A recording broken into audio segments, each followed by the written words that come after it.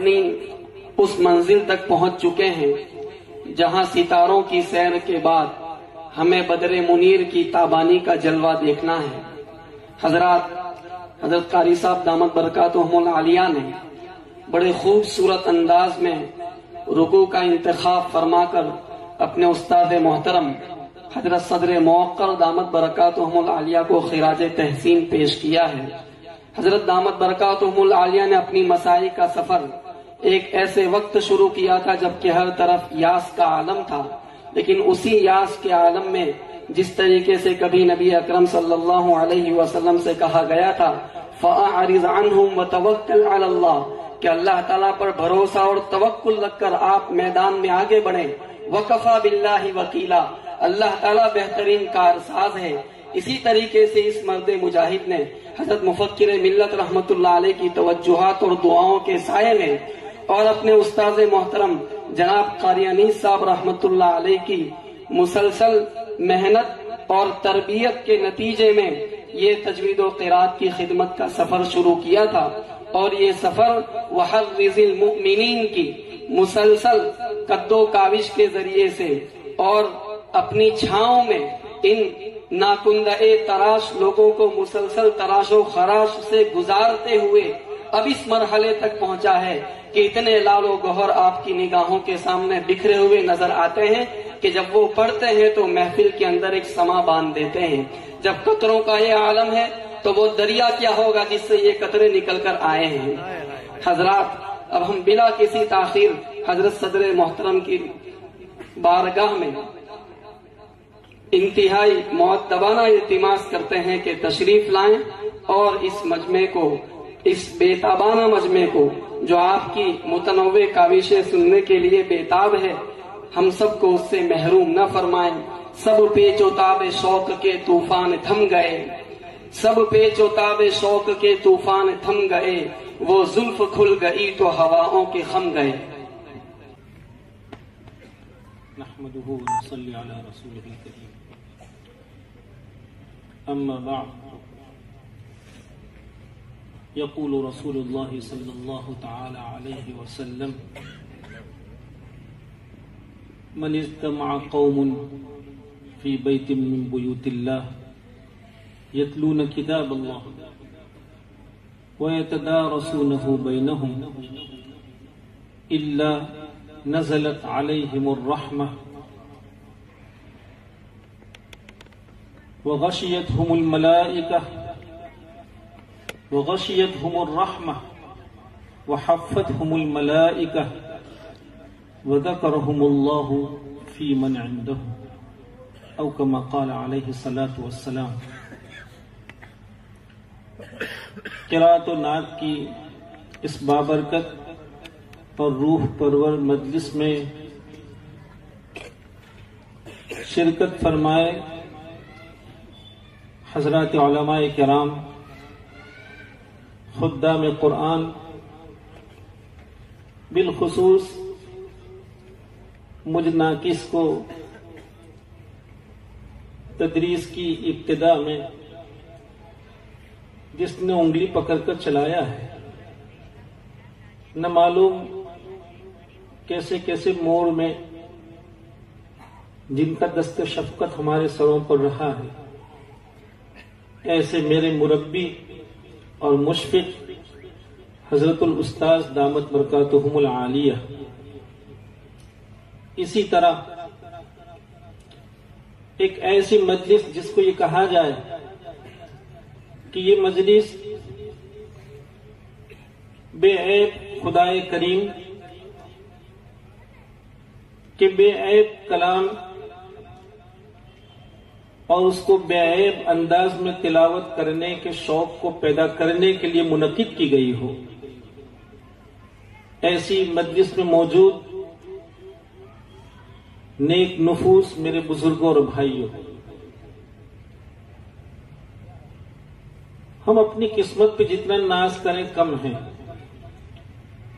کہ جب دنیا میں نہ معلوم کیسی کیسی محافل کا انعقاد ہوتا ہے، کہیں رقص کی محفل ہوتی ہے، کہیں گانوں کی محفل ہوتی ہے، جس میں سینکڑوں ہزاروں لوگ شرکت کرتے ہیں اور بڑی لاگت سے شرکت کرتے ہیں، تو کہیں مضحکوں کی مجلسیں منعقد ہوتی ہیں اور اس میں بھی لوگ اپنے غموں کو دور کرنے کے لیے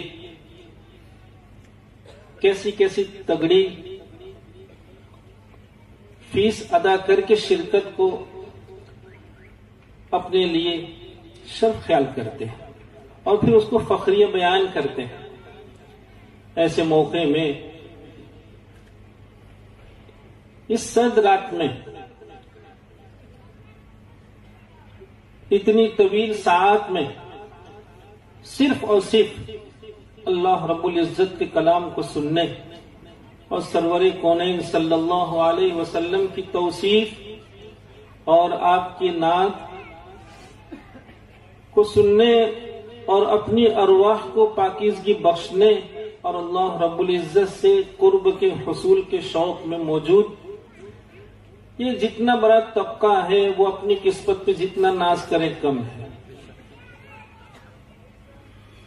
توفیق من جانب اللہ ہوا کرتی ہے۔ میرے بزرگوں اور بھائیوں، جس روایت کو ہم نے اپنی اس گفتگو کے عنوان کے طور پر تلاوت کیا ہے، جس میں لسان نبوت صلی اللہ علیہ وسلم کی طرف سے ارشاد ہے کہ جب اللہ کے کچھ بندے کسی مجلس میں جمع ہو کر اللہ کے کلام کو سنتے اور اس کو سیکھتے اور سمجھنے کی کوشش کرتے ہیں تو رحمت خداوندی متوجہ ہوتی ہے۔ فرشتے ایسی مجلس کو رحمتوں سے ڈھانپ لیا کرتے ہیں، اور پھر کیا خوش قسمت لوگ ہوتے ہیں کہ اللہ رب العزت اپنے ایسے بندوں کا فرشتوں کے سامنے ذکر فرماتے ہیں۔ اللہ تعالیٰ کا شکر ادا کریں کہ اللہ تعالیٰ نے اس طرح کی مجلس کو منعقد کرنے اور بڑے شوق کے ساتھ مجلس سے مستفید ہونے کی توفیق سے ہمیں اور آپ کو نوازا۔ مجلس کی برکت سے ہمیں دعا کرنی چاہیے کہ مجلس میں ابھی جس کیف کو اور جس روحانیت کو اور سرور کونین صلی اللہ علیہ وسلم سے جس محبت اور عشق کو ہم محسوس کر رہے تھے، اللہ تعالیٰ اس کیف اور عشق کو دوام نصیب فرمائے۔ ہمیں اس کی کوشش کرنی چاہیے کہ ہماری آوازوں میں، ہماری عبارتوں میں جو محبتیں اور جو عشق ہوتا ہے، اللہ تعالیٰ اس کو ہمارے دل میں جاگزی فرما دے۔ میرے بھائیوں، جب ہماری جوان قدرت کے ایسے زبردست عطیے سے ہمیں قرآن کریم سنا رہے تھے، جی چاہ رہا تھا کہ ان کی پیشانی پہ بوسہ دے۔ اور یہ کوئی نئی بات نہیں، کوفہ کے ایک بہت بڑے امام اعمش، یہ خود بہت بڑے درجے کے محدث بھی رہے ہیں اور بڑے درجے کے امام فی القراءت بھی رہے ہیں، اور ان کی قراءت کی جودت، عمدگی، ان کا تلفظ اور ان کے معنوی کمال کے پیش نظر یہ کہا گیا تھا کہ یہ چلتا پھرتا قرآن ہے، چلتا پھرتا قرآن۔ یہ امام اعمش رحمت اللہ علیہ خود قراءت میں اتنا عالی مقام رکھتے، لیکن انہوں نے اپنے ایک شاگرد یحییٰ ابن وثاب سے متعلق فرمایا کہ جب یہ تلاوت کرتے ہیں، چونکہ یحییٰ ابن وثاب رحمت اللہ علیہ کو اللہ رب العزت نے عجیب و غریب آواز کے حسن سے نوازا تھا، چنانچہ جب آپ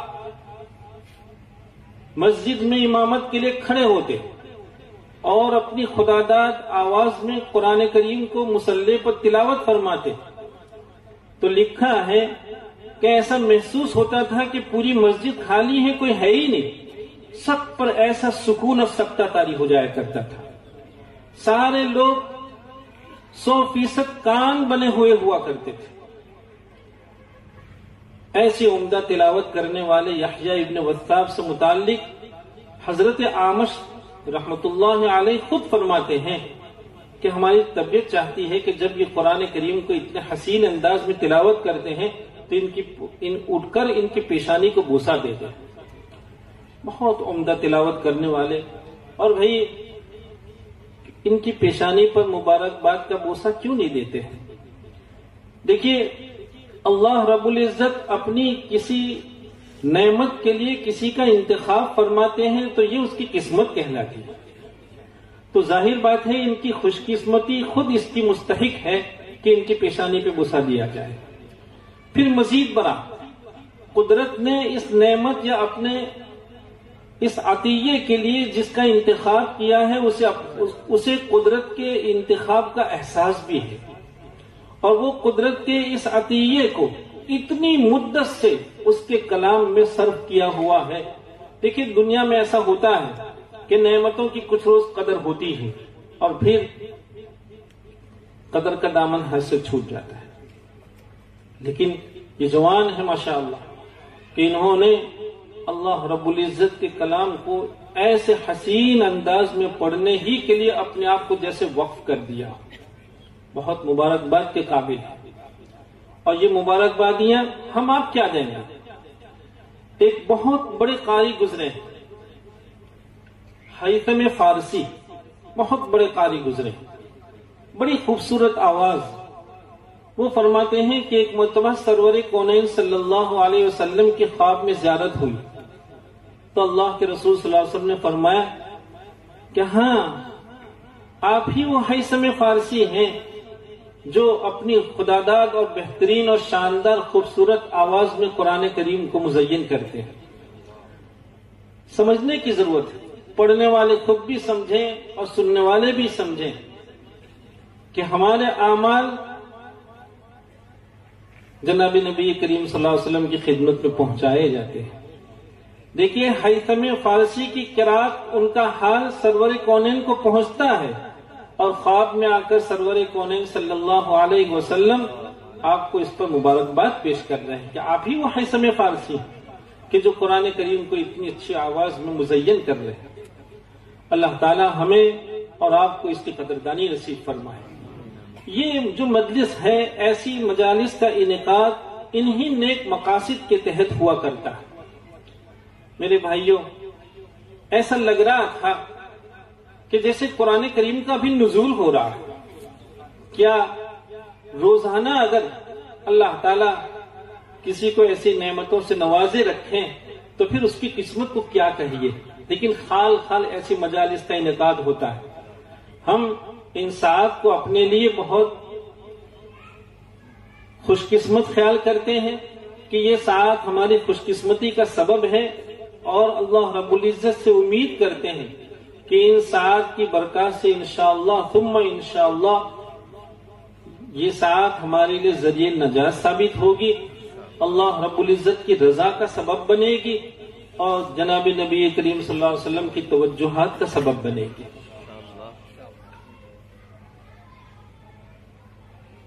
جب اللہ کو کوئی بندہ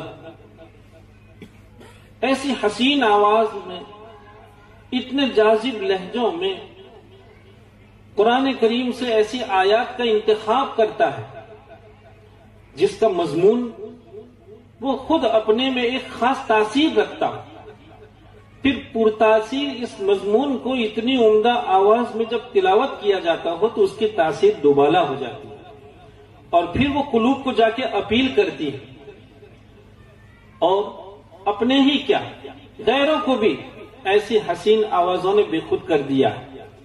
جب ہماری یہ عزیز تلاوت کر رہے تھے مجھے اس وقت یاد آیا کہ مصر کے ایک بہت مشہور اور نامور قاری، دنیا ان کے نام سے واقف ہے، شیخ محمد صدیق المنشاوی. ان سے متعلق لکھا ہے کہ ان کا ایک کیسٹ مصر کے بازار میں بج رہا تھا اور مصر کا ایک کیسٹ فروش اپنی تجارت کے عنوان سے ان کی قرات اپنی دکان، وہاں جو لوگ مصر گئے ہیں وہ جانتے ہیں کہ وہاں یہاں بھی ہوتا ہے ایسا کہ کیسٹ دکان کے سامنے ایک چھوٹے سے مائک پہ اور اس میں قرات نشر ہوتی ہے.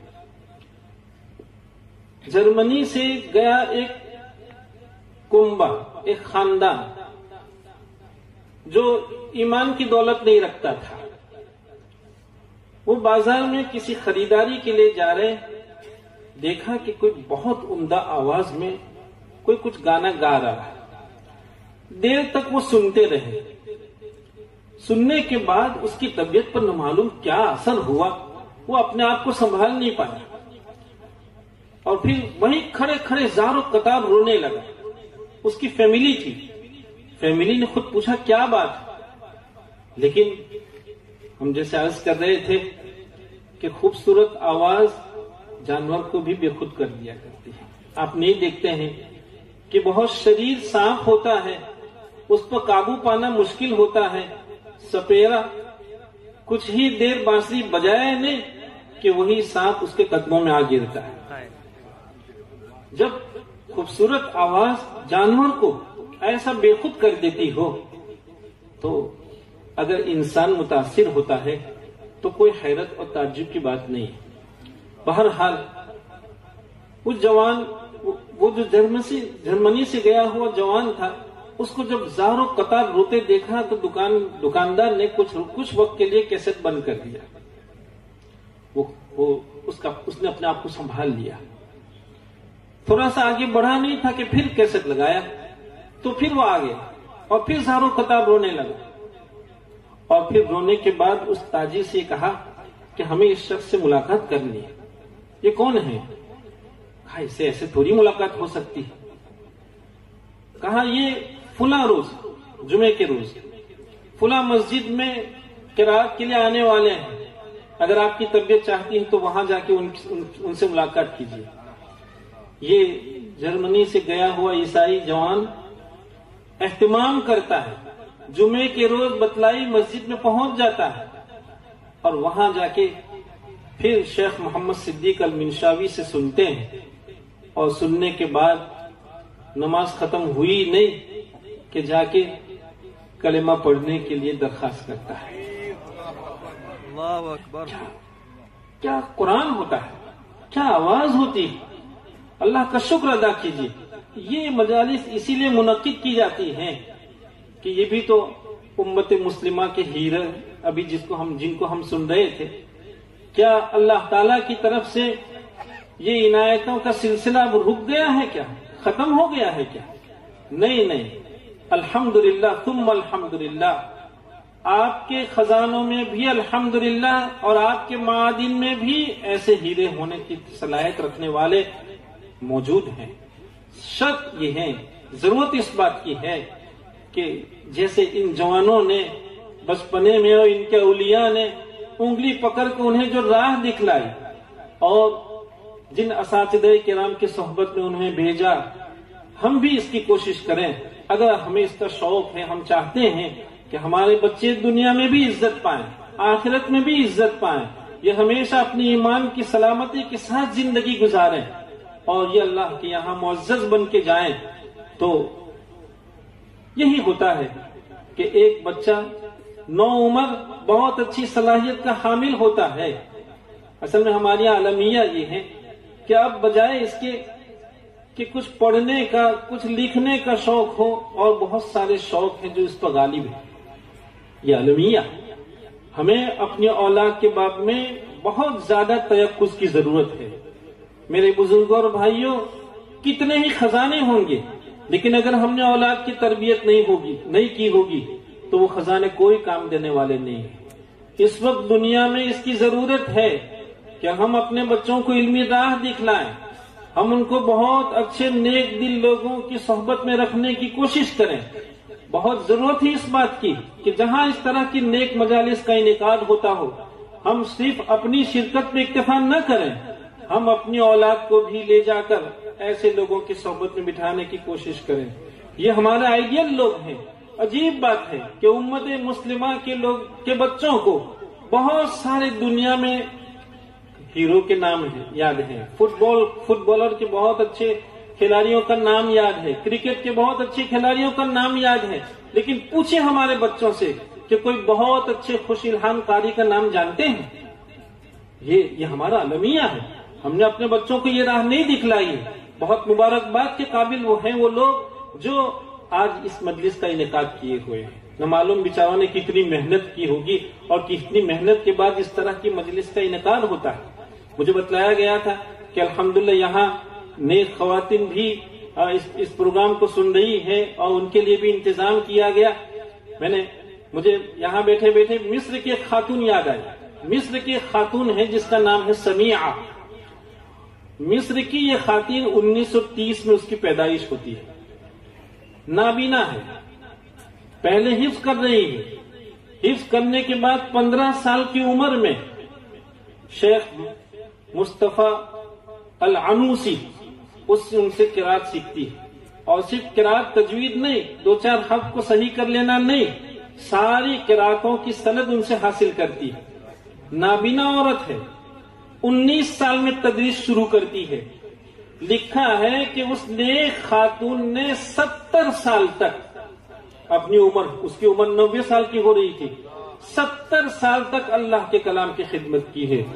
جب ان کا انتقال ہوا تو مصر کے جامع ازہر کے شیوخ نے ان پر مضامین لکھے اور یہ لکھا کہ یہ عورت ہے جس نے مصر کی عزت میں اضافہ کیا ہے.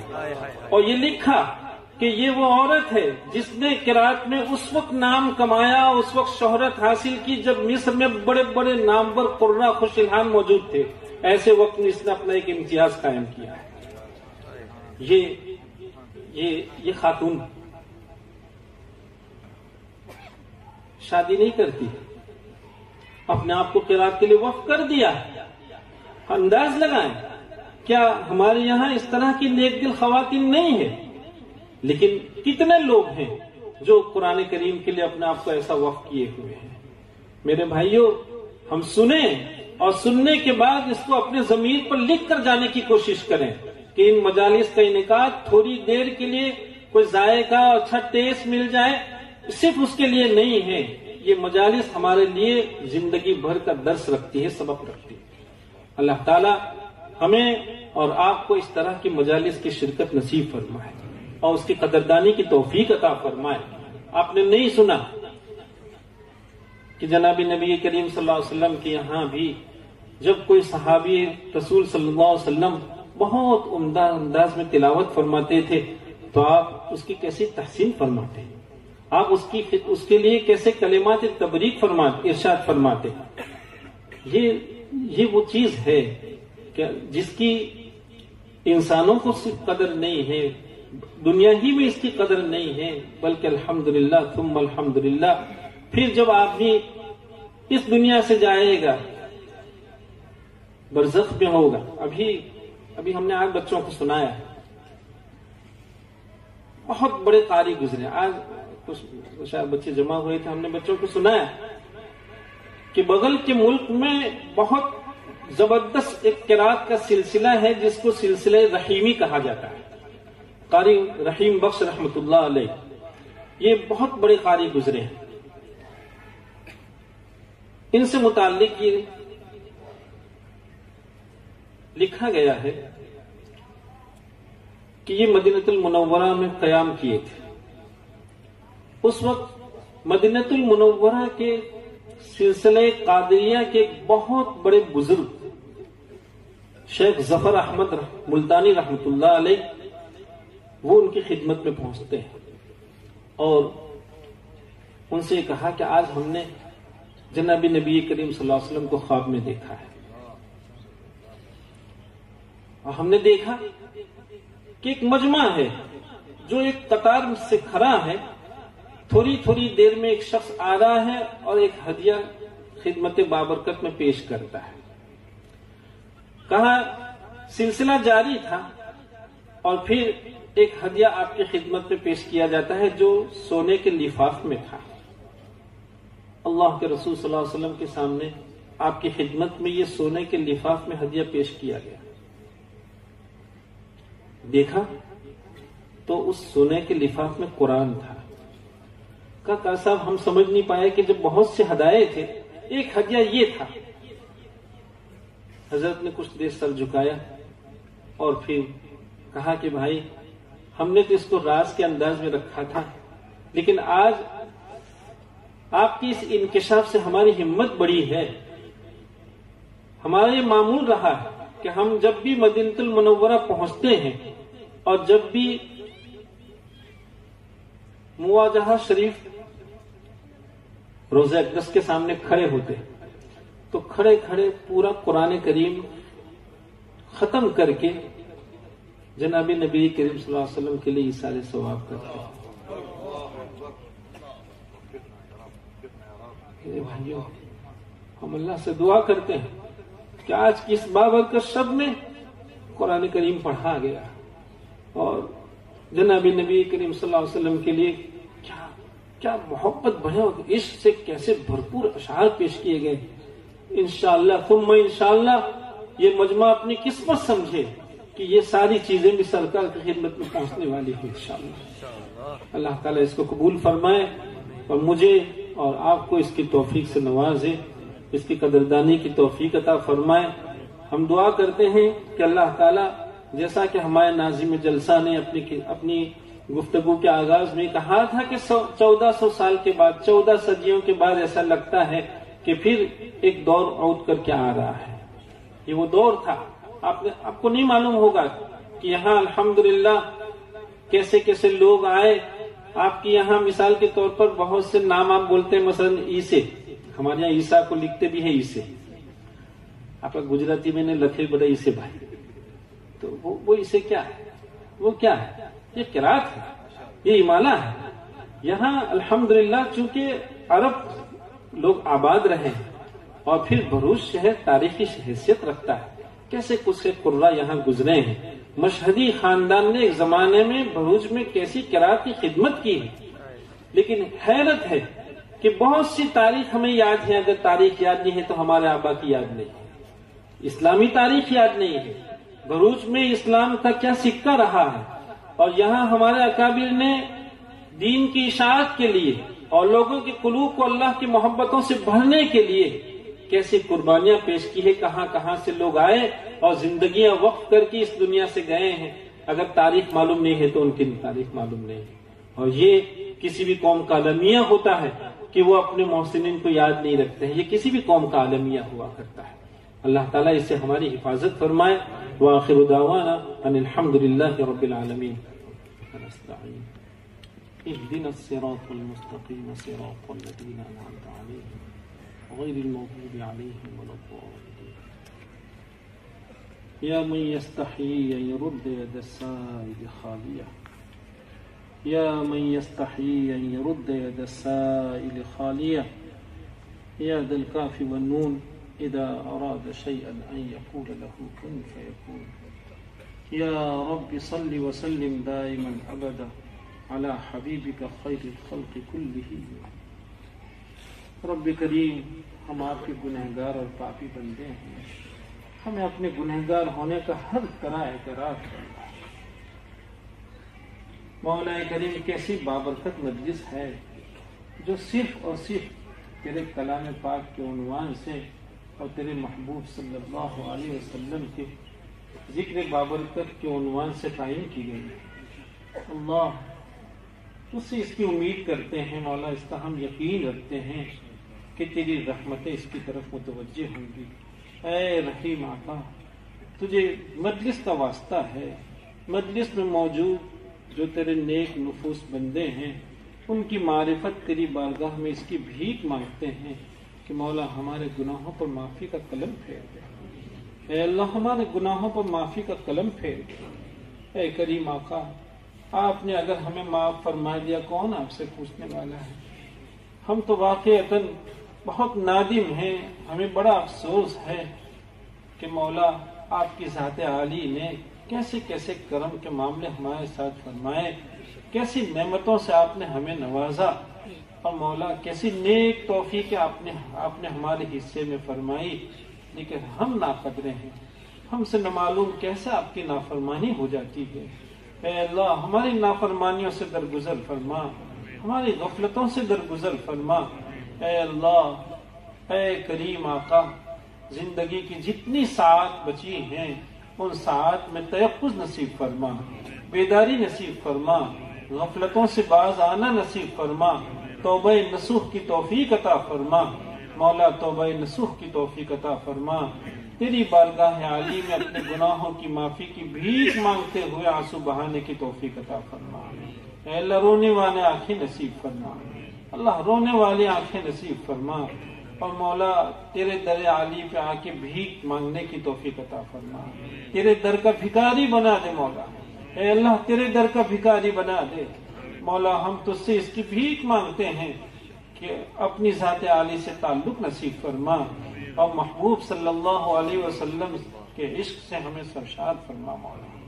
اے اللہ ہماری مدد فرما، ہم تو آپ کی رضا کی بھیک مانگتے ہیں، اے اللہ ہمیں بڑا ڈر رہتا ہے کہ کہیں آپ ہم سے ناراض نہ ہو جائیں، اے اللہ اپنی ناراضگی سے اور اپنے محبوب صلی اللہ علیہ وسلم کی ناراضگی سے ہماری حفاظت فرما، اور ہماری حفاظت فرما، اور مولا ہمیں ہمیشہ اس کی توفیق عطا فرما کہ ہم ایسی راہ اپنائیں جو راہ آپ کے قرب کا سبب بن جائے مولا، جو راہ آپ کے قرب کا سبب بن جائے، ایسے اسباب مہیا فرما، ایسی توفیق ہمارے حصے میں مقدر فرما، اور مولا ایسے سارے اعمال ہمارے لیے آسان سے آسان تر فرما، اے اللہ ایسے سارے اعمال ہمارے لیے آسان سے آسان تر فرما۔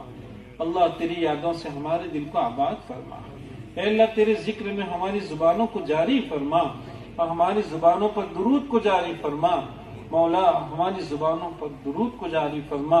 یہ ہماری کوتاہیاں ہیں کہ تیرے محبوب صلی اللہ علیہ وسلم کا نام آتا ہے اور زبانیں بند رہتی ہے، مولا ہمیں معاف فرما دے، اے اللہ ہمیں معاف فرما دے۔ اور مولا بہت بابرکت شب ہے، اور اس بابرکت شب میں تیرے بندے بڑی امیدوں کے ساتھ تیری بارگاہ عالی میں بھیک کے ہاتھ پھیلائے ہیں مولا۔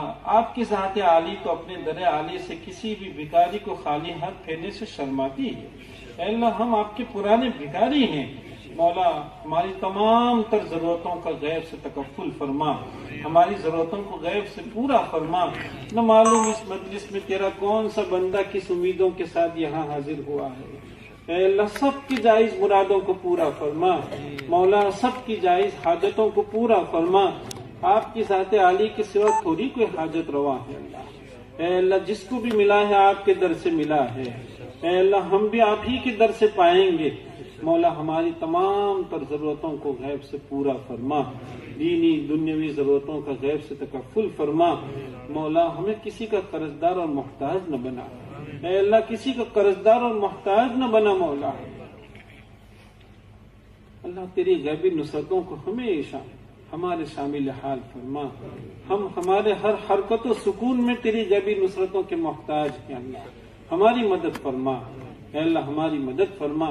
امت مسلمہ میں تیرے جتنے بھی بندے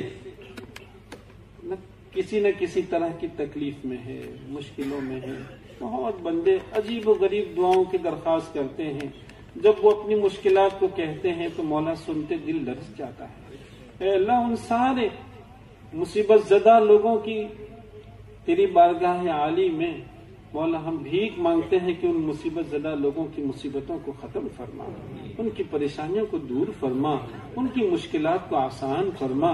اے کریم آقا، ہم نے اپنی زندگی کا بہت سا وقت ایسا ہی گزار دیا ہے، اے اللہ قلوب میں نرمی عطا فرما، اے اللہ قلوب میں نرمی عطا فرما، قلوب کی سختی کو ختم فرما، آپس میں اتحاد اور اتفاق نصیب فرما، اختلاف کی نحوست سے ہماری حفاظت فرما مولا۔ اختلاف کرتے کرتے امت ٹوٹ گئی ہے، اے اللہ امت کے اختلاف کی نحوست سے محفوظ فرما، اختلاف کی نحوست سے محفوظ فرما، ایک دوسرے کا احترام اور ایک دوسرے کی محبتیں مولا ایسا ماحول پیدا فرما۔